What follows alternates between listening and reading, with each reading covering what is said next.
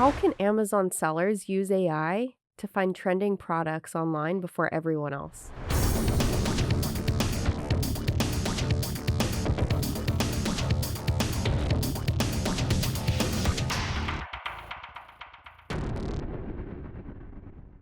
So I love using AI in all of our product development processes and in combination with the right data. So product ideas previously we would find using Google Trends. There's different software out there to kind of look for different criteria for categories and number of sales they have. But sometimes it's as simple as really narrowing down who you're trying to sell your product to and then asking AI, what are 50 products this type of person uses on a daily basis or weekly basis? Then say, give me 50 more.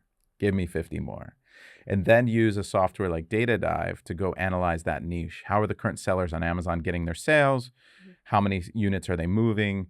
And really breaking down that niche and the risk of entering that market. How can you do it better?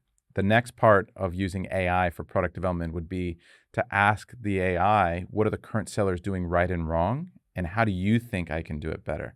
So the AI, if you have the data that Data Dive gives you, you can actually see the reviews of each seller in that niche. And you can ask the AI to analyze and tell me, what do people like? But more importantly, what do people don't like about the product?